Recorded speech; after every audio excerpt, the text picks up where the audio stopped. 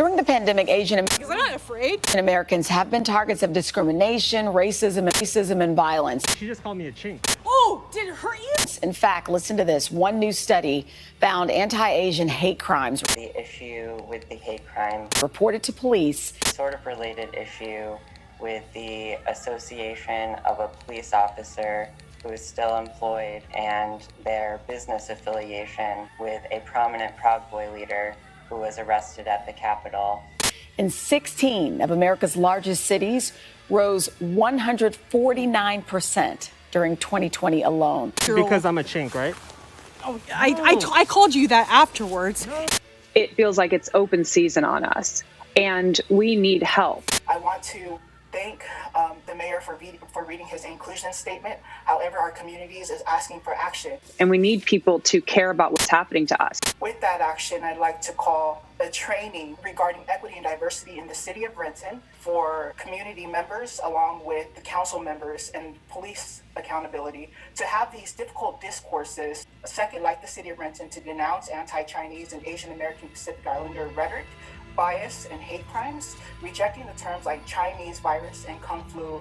My name is Madeline Nagana, and I've been one of the co-organizers for this weekend's rallies. And one of our requests is for council members to publicly condemn the terms Chinese virus, Wuhan virus, and Kung flu. We do condemn those terms. We've talked about putting those terms, our condemnation of those terms, into proclamations in the past, and we've chosen not to do it only because we didn't want to give more airtime to such derogatory terms. We didn't want them to be on the internet permanently in City of Renton language. Good evening, council members, Mayor Pavoni, Council President Randy Corman. I'm here to stand with Dr. Smith in standing for the Force for Justice initiatives that we've been asking council to address. I heard Randy Corman say tonight that you guys will be talking about those things at the council offsite, and I welcome that discussion because we've been waiting too long. I also stand with the young lady that spoke before me, as the city of Renton should condemn hate speech, the specific hate speech that she's talking about, and you should do it in writing. When we condemn stuff in writing and we condemn stuff in council meetings just like this one, just like Randy just did, it lets people know that that kind of stuff will not be tolerated when they come to the community, period. I was rather disappointed and concerned and angry this past week without having an acknowledgement from our city administration to not condemn hate and bias at the moment that it happened. Communities and members and I have documented hundreds of bias and hate incidences throughout King County and in Renton. And I hope to have a discussion with my colleagues tonight, a thoughtful discussion, because we've done a proclamation. How many more proclamations should we do? And how many more inclusion statements should we do? So I'd like to open it up if it's okay to hear thoughts from our council. Are you finished there? Do you have more comments to make? We can open it up afterwards here. Yes, we can come back to it, but I would love to hear other council members' comment. Okay. Councilmember Vaughn. Yes, thank you, Mr. Mayor. I'd like to make amendments to our council meeting from February 22nd, 2021.